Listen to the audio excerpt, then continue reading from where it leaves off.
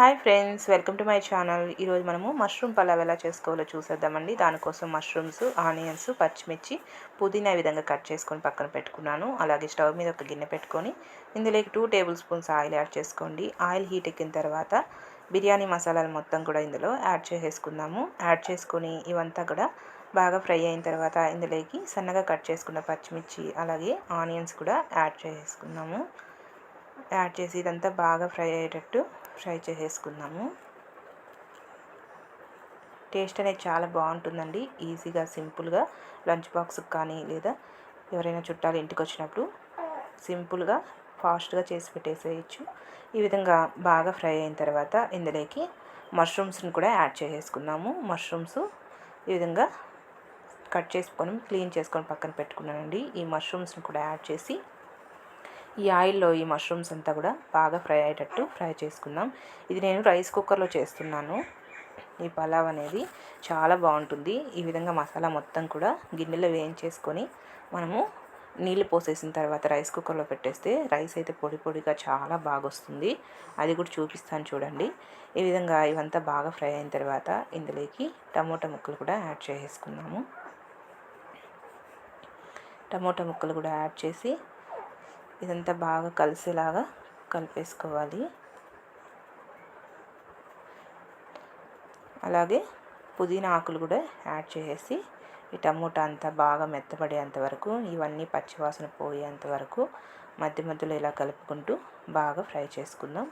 ఇందులోకి రుచికి సరిపడా చూసుకొని సాల్ట్ని యాడ్ చేసేసుకుందాము. లేదా కల్లుప్పునైనా కూడా యాడ్ చేసుకోవచ్చు.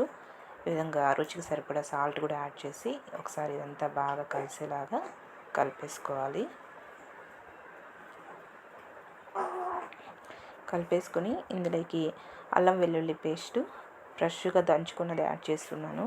ఫ్రెష్గా ఉన్నది యాడ్ చేసుకుంటే ఫ్లేవర్ అనేది చాలా బాగుంటుంది. అల్లం వెల్లుల్లి పేస్ట్ అనేది ఈ విధంగా యాడ్ చేసి ఇది కూడా బాగా కలిసేలాగా కలిపేసుకోవాలి.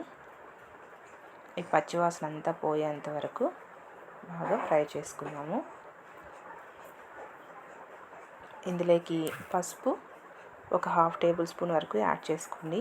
పసుపు ఒక 1/2 టేబుల్ స్పూన్ వరకు యాడ్ చేసి ఇందులోకి మీరు గరం మసాలా ఒక 1/2 టేబుల్ స్పూన్ వరకు యాడ్ చేసుకోండి. అలాగే red chilli powder 1.5 table spoon వరకు యాడ్ చేస్తున్నాను. మీరు స్పైసీ ఎంత తినగలరో చూసుకొని యాడ్ చేసుకోండి. ఆల్రెడీ పచ్చిమిర్చి కూడా వేసాం కాబట్టి ఈ మసాలాలు కూడా యాడ్ చేసి ఇదంతా బాగా కలిసేలాగా ఒకసారి కలిపేసుకోవాలి. ఇక్కడ చూసారు కదా, ఈ విధంగా చక్కగా కలిసేలాగా కలిపేసుకుందాము. నేను ఇక్కడ నార్మల్ రైస్తో చేస్తున్నానండి. మీరు బాస్మతితో అయినా కూడా చేసుకోవచ్చు ఇదే ప్రాసెస్లో. ఇప్పుడు ఇందులోకి 1 కప్పు రైస్ని నానబెట్టి శుభ్రం చేసుకొని పక్కన పెట్టుకున్నాను. ఈ రైస్ని కూడా ఇందులో యాడ్ చేసేసుకుందాము. ఈ విధంగా ఈ రైస్ కూడా ఇందులో యాడ్ చేసి ఇదంతా కూడా బాగా కలిసేలాగా కలిపేసుకోవాలి.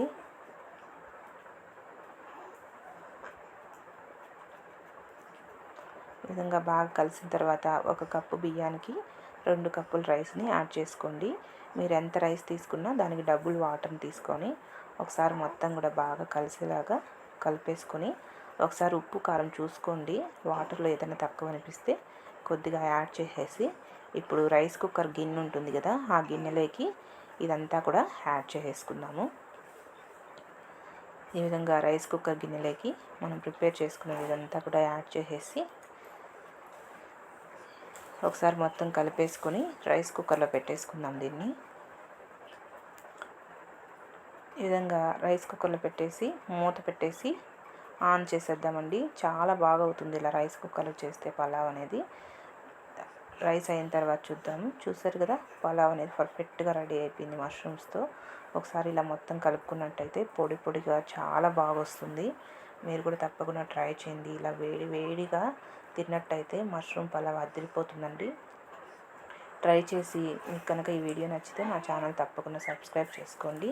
మీకు ఏమైనా కుకింగ్ సంబంధించిన వీడియోస్ కావాలంటే కామెంట్ సెక్షన్లో కామెంట్ చేస్తే ఆ వీడియోస్ అన్నీ కూడా చేసి చూపించడానికి ట్రై చేస్తాను. టేస్ట్ అయితే చాలా బాగుంటుంది. ఒకసారి ట్రై చేసి చూడండి.